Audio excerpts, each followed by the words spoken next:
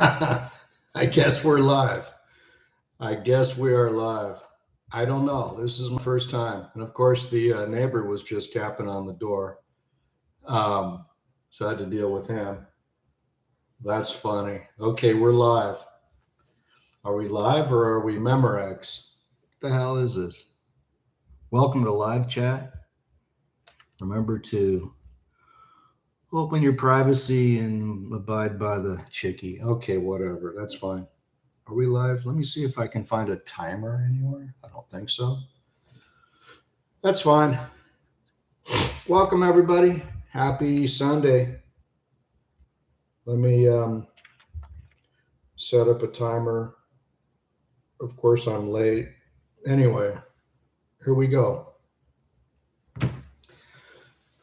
Welcome and thank you for everybody who's got up early and got up at your regular time. And if you've got your coffee and you're settled in, let's go ahead and get going. I respect your time, and we'll get right into this right now.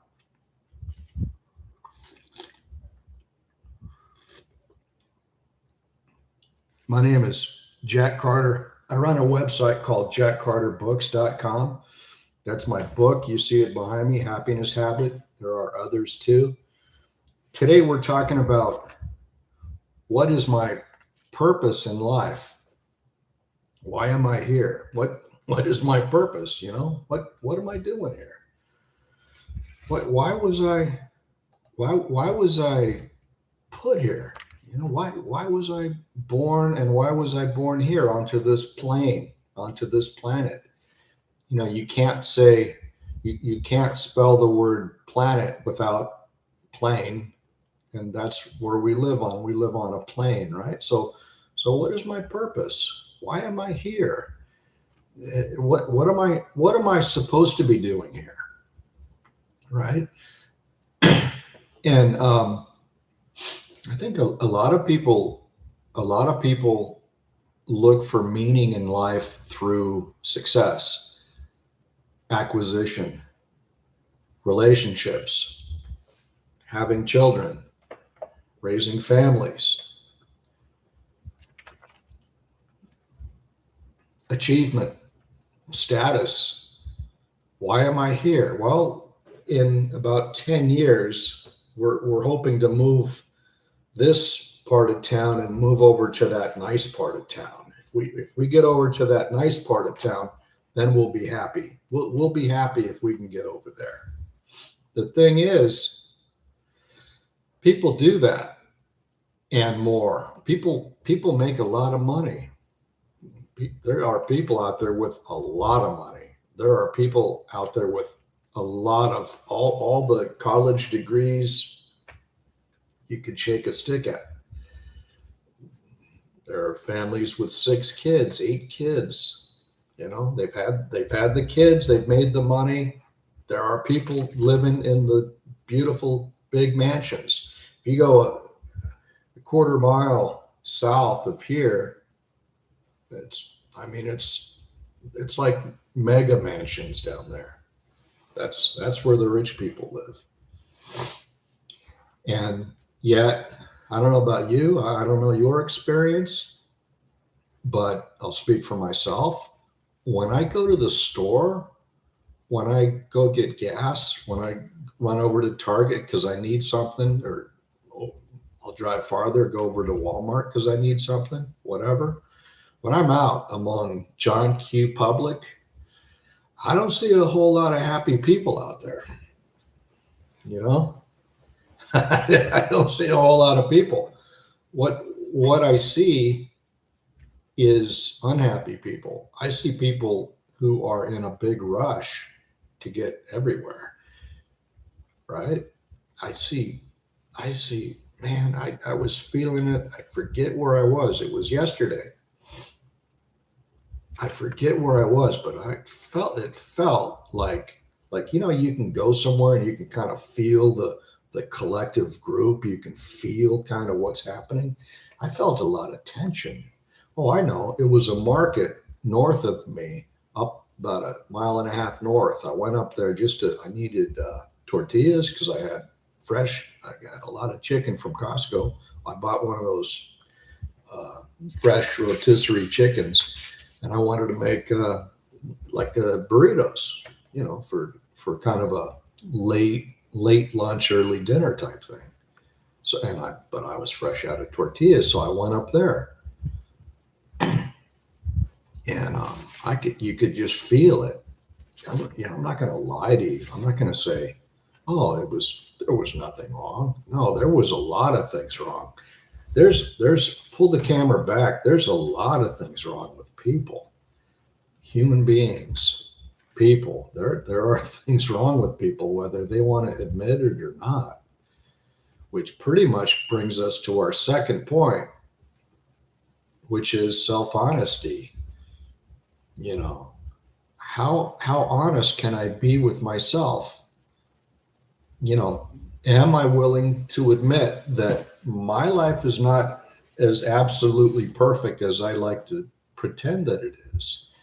I get invited to a dinner party. I'm talking with, maybe you're talking with your kids, some parents of your kids' friends, or your own relatives, your friends. You're talking to them and, hey, yeah, everything's great. Everything's wonderful. How are you? How are you, Joe? Oh, I'm wonderful. Mary, how about you? Mary says, well, I'm wonderful too. Oh, isn't that fantastic?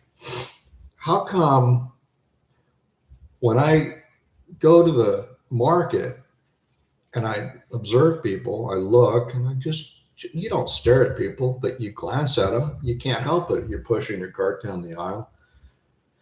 How come when I'm out among John Q. Public, when I'm out among the great unwashed, how come I see unhappy people in a big rush, people who they're really scared. Prices on everything are going up, and everybody's asking the same question: how am I supposed to afford this? Right?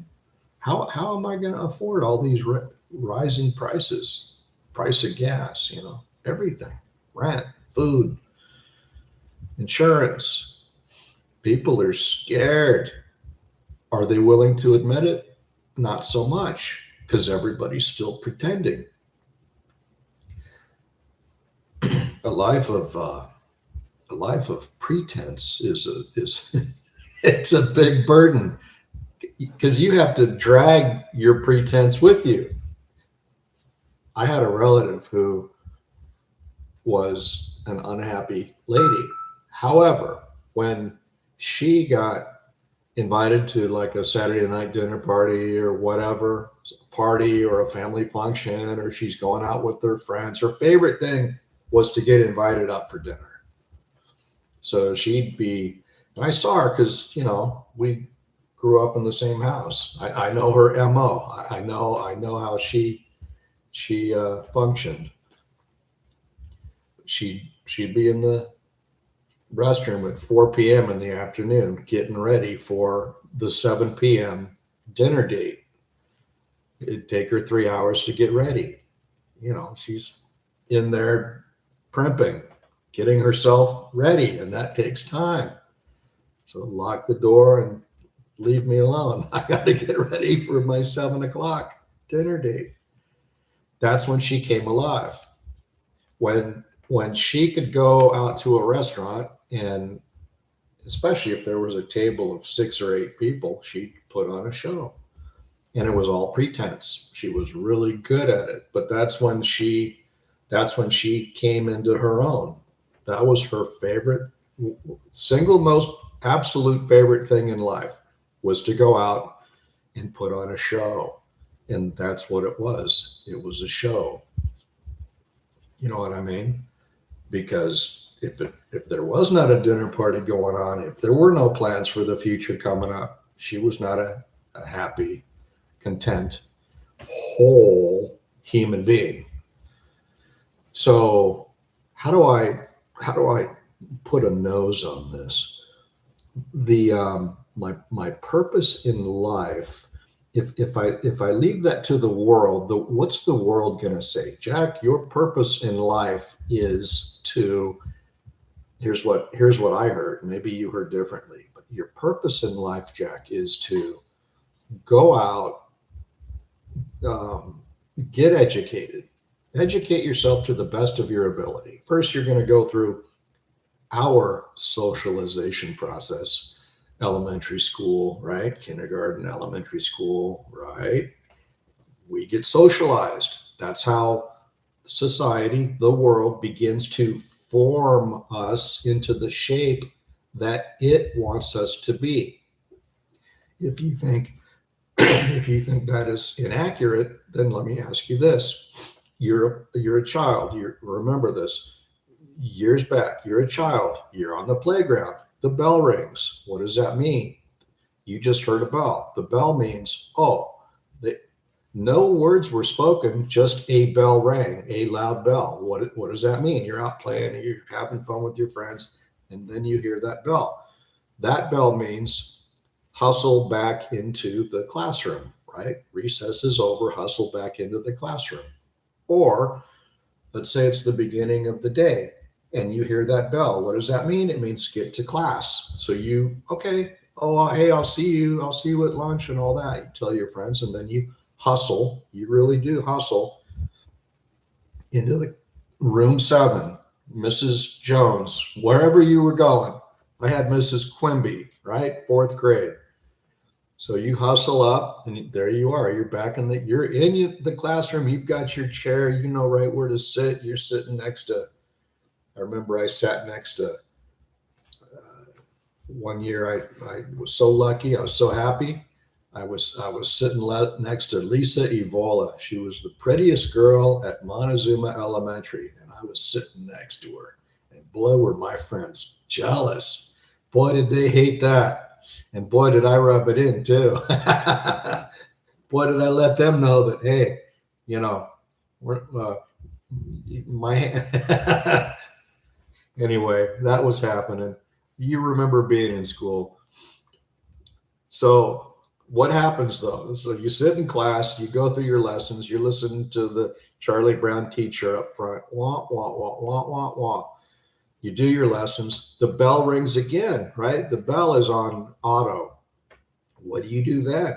Everybody knows what you do. You leave the classroom. You go back outside and you're playing around. Maybe you go to lunch. Maybe that's the lunch bell. So then you eat. 45 minutes, an hour, right? You kick the ball around after you eat, you play with your friends. Hey, eat, hurry up and eat. Let's go play kickball, right? Or foursquare, whatever. Let's go play dodgeball. Bell rings again, you're back in the classroom. 2 more hours. Bell rings again, you leave for the day. Yay. It's like on The Simpsons when the kids get released from school. Yay, they're so happy. They can't hit that gate quick enough and they're gone. They don't want to be stuck in that campus. Nobody does. So, what was happening? If you don't think that you and I were socialized as children, as growing up, what was happening there? Just with that bell, we were being prepared for life in the factory. We were being prepared for life as adults. You're going to learn how to stand in a line, Jack, whether you like it or not. And if you don't stand in line, there's going to be some punishment for you. We'll take care of you. See, my point is we got socialized. So the world has been telling us how to live from day one. If you're born a boy, the nursery gets painted light blue. If you're born a girl, the nursery gets painted pink. And they give you dolls. And if you're a boy, they hand you a football and a baseball and a glove and a hat. There's all kinds of things for being a boy.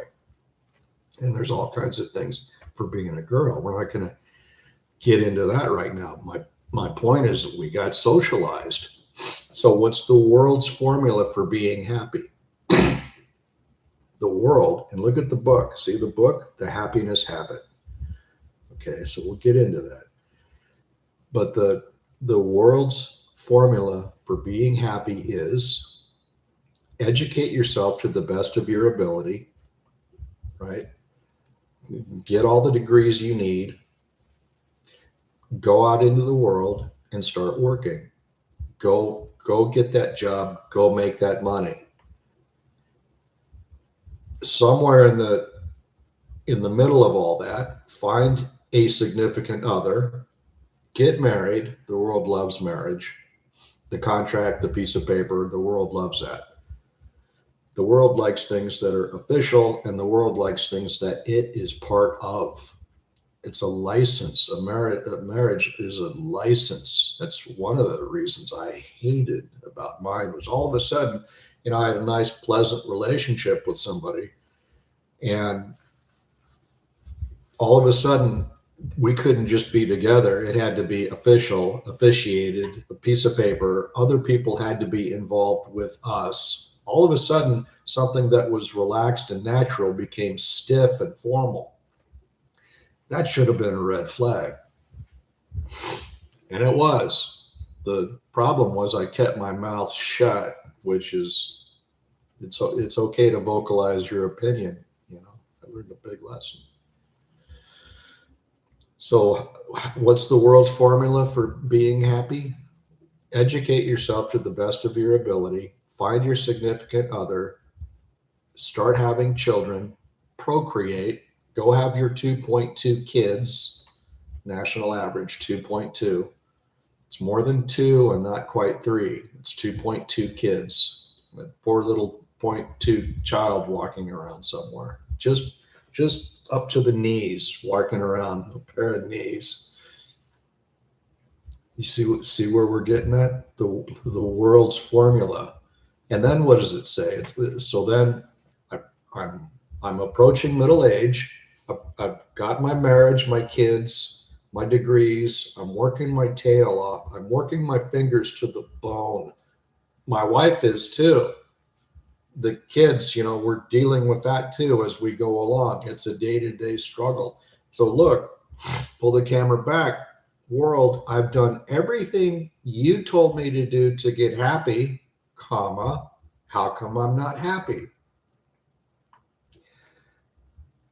How come when I go to the store and I glance at fellow shoppers, I don't see a lot of happy people? Maybe you do. My experience is I don't see a lot of happy people. I see a lot of miserable people.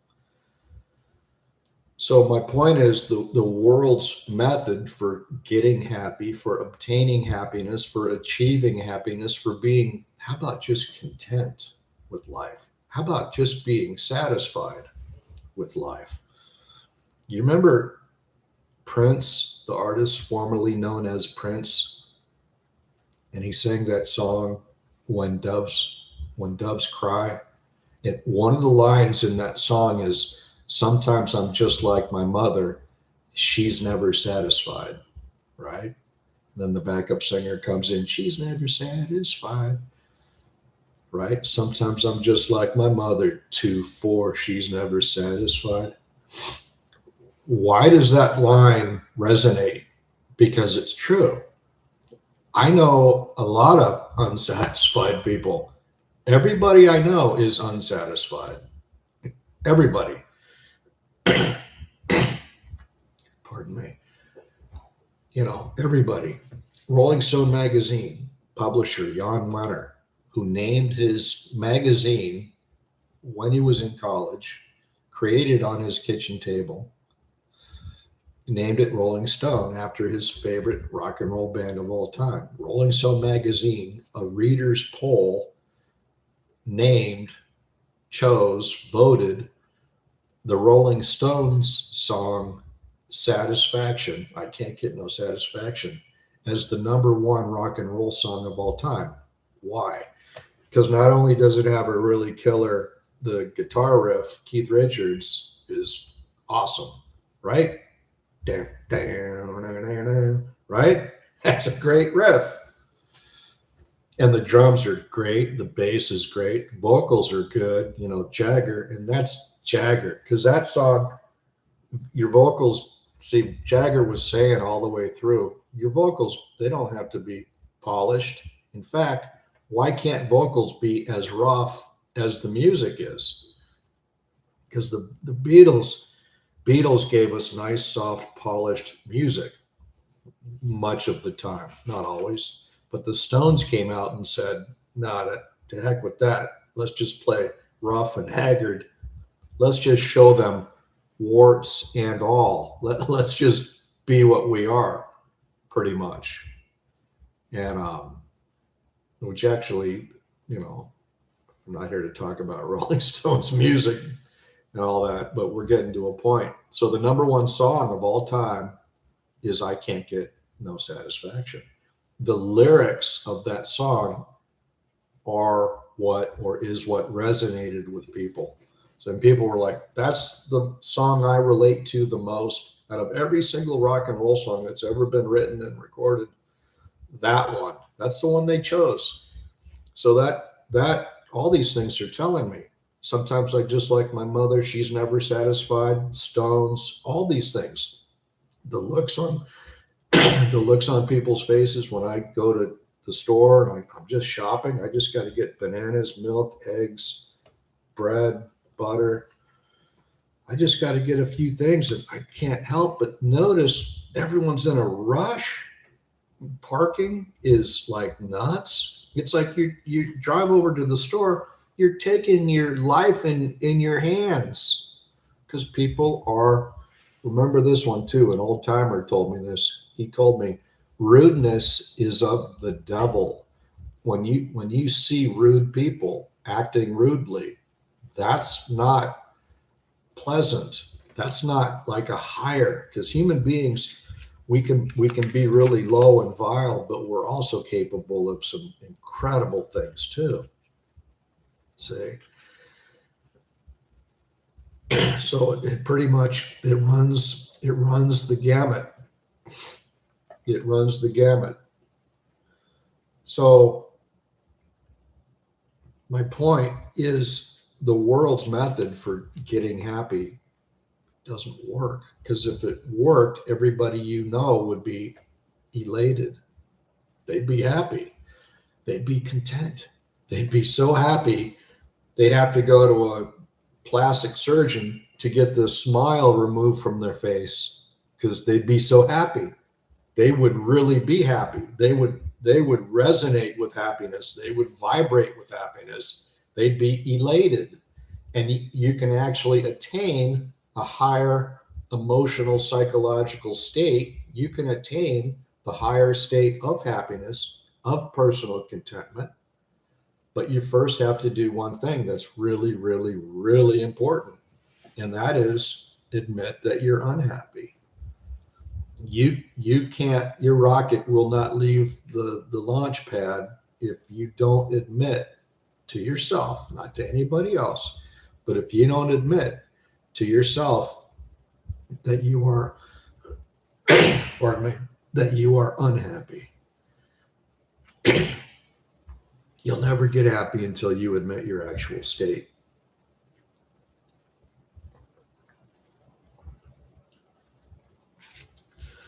So, what is your purpose in life?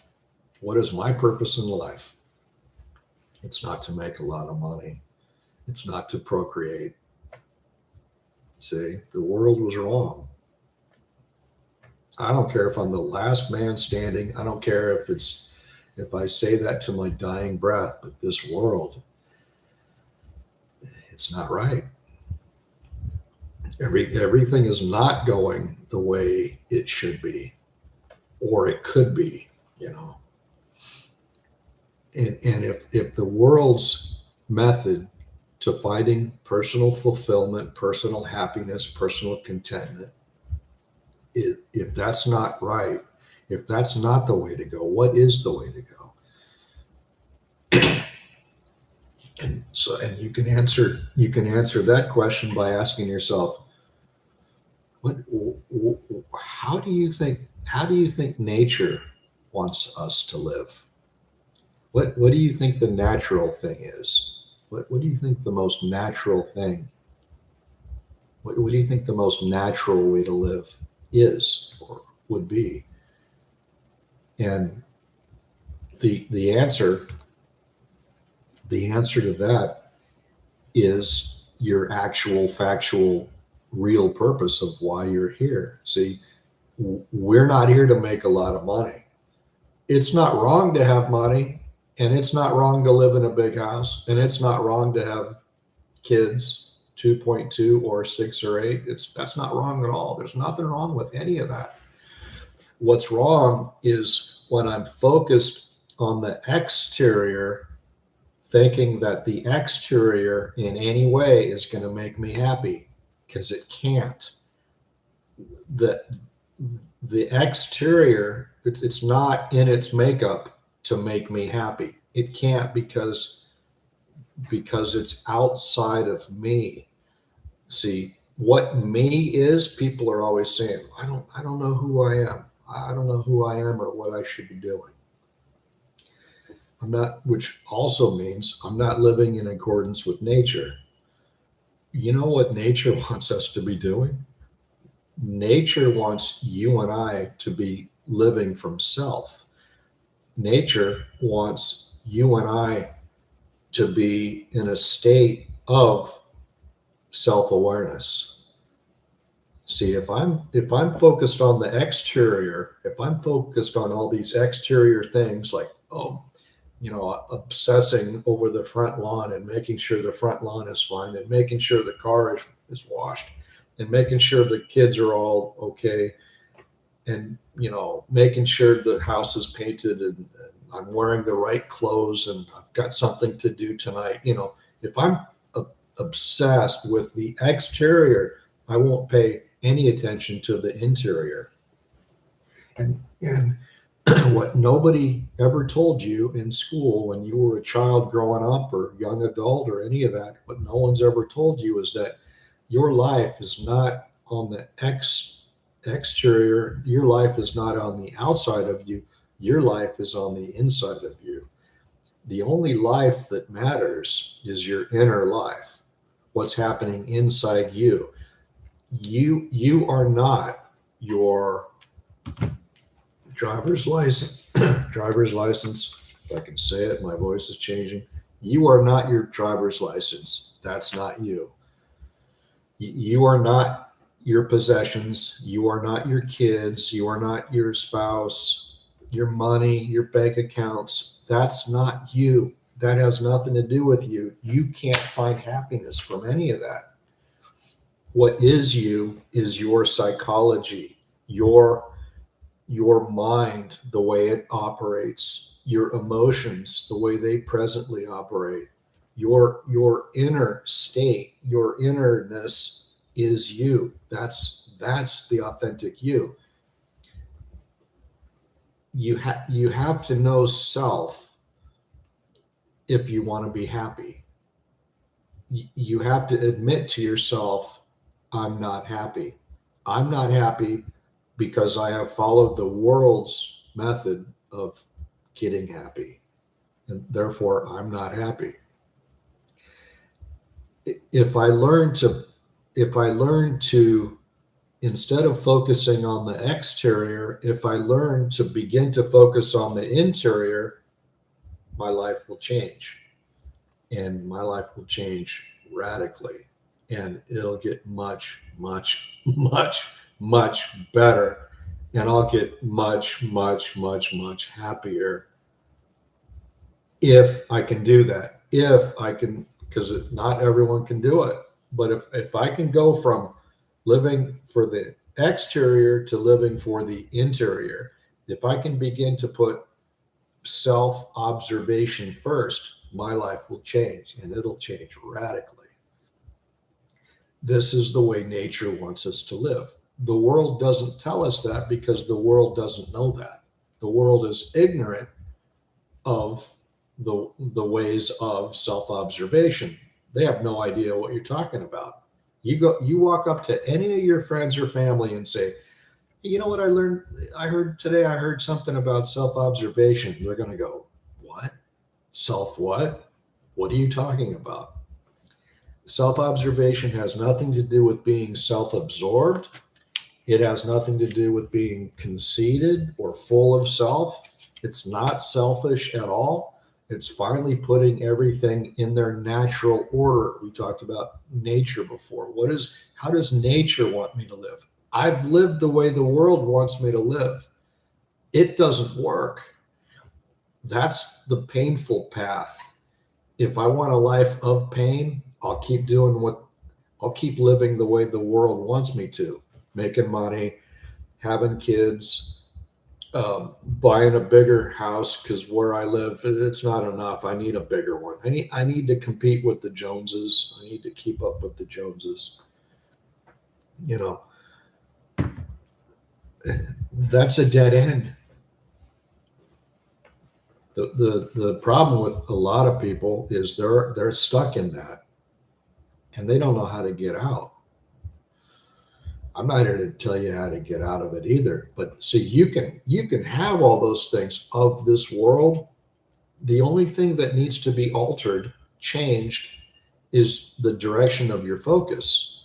Instead of instead of being absorbed with what's happening outside of me, I need to become absorbed first with what's happening inside of me. What does that mean? It means that when I get up in the morning, the first thing I do when I slide out of bed, when I touch I have a wood floor, when I touch the cold floor on the bare feet, I know that I just touched the floor. I know it. Okay. I know that the feet just touched the floor. I know that I just stood up. Okay. I'm alert and I'm aware. And when I walk through the bedroom and into the hall, I know that I just left the bedroom. One of the exercises I do is when you go through a doorway, you know that you're going through a doorway. The exercise for today that I'll leave you with when we close is the next time I reach for a doorknob to open the door, know that I'm reaching for that doorknob. And what's going to happen is you're going to forget to tell yourself to reach for the doorknob, but you'll remember it later. And that's to remember it later is a fantastic thing. So here's what we've covered. The world's method for being happy, for finding happiness, doesn't work. If it worked, everybody you know would be elated. They'd be so happy, you know, that there'd be no divorce rate. What is it, 64% right now? People would be so polite and deferential and kind to each other. They'd be, you'd be so happy. You'd be, so every day would be like, wow, I can't believe I've been given another day to live. And, you'd be so happy you wouldn't have a single care, worry, or problem in the world at all. But the world's method does not work. If you are still stuck in the world's method for finding happiness, it's okay if you have all those things from this world. The only thing we were ever directed to do from nature herself, nature gave us, breathed into us at the moment of conception, the ability to self-observe. You were given that. You have that ability. Seek ye first the kingdom of heaven, which exists inside of you, and all else will be given unto you, which means put the horse before the cart, and the horse is self-observation. Observe yourself as you go through the day. You woke up, you're in the bedroom, you're going into the hall, you go to the restroom, and I keep a water cup, you get a drink of water, you freshen up, and then you walk out into the living room, in the kitchen, whatever, and you're doing these things. I just picked up a pen. And so when I reach for the pen, I know that I'm holding this pen. I know that I'm reaching for the pen. I'm living in a state of observation. I'm living in a state of self-awareness. Do that. If you can breathe, you can self-observe. If you can breathe, you can come home to yourself, right? This is the method to happiness. The world doesn't teach this because the world doesn't know it. You can't teach what you don't know. And if you want a better way to live, if you want a happier life, If you want to get rid of your problems instead of hanging on to them, so because it gives you something to do, if you're one of the rare human beings who actually want to live a better life, join us every Sunday morning. I'm going to be here. I'm going to walk you through this. Avail yourself of this, because self-observation, I'm telling you, it is the only way to fly. There is no other way at all. So we just learned what our actual real purpose in life is, and our purpose is to learn how to self-observe. Our purpose is to start doing what nature intended us to do. Nature wants us to be self-observing. When I observe myself, I learn about myself, I discover myself. And this gives self-knowledge. Self-knowledge equals other knowledge. Once I know self, I also understand you, and I understand why you do the things that you do. Okay, so it is unbelievable. Avail yourself of this.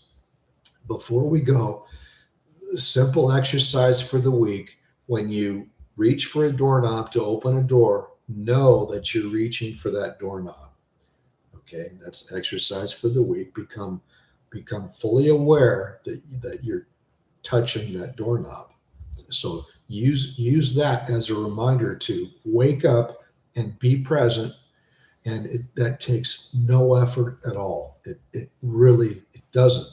And it'll become a habit, the happiness habit. That's what the happiness habit is.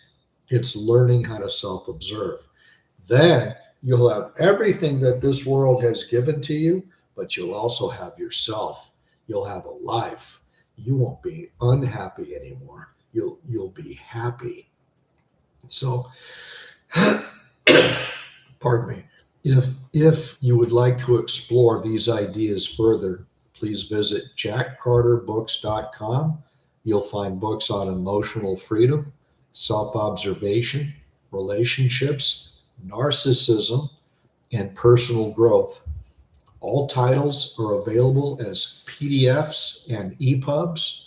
That means you can read them on your computers, tablets, phones, and e-readers. I am actively recording audiobook versions that will be available by mid-July, probably. We meet here at this channel every Sunday, 8 a.m. Pacific, 11 a.m. Eastern. If you missed part of today's talk, the replay will be available here on the channel shortly. Have a great week. I will see you all next Sunday.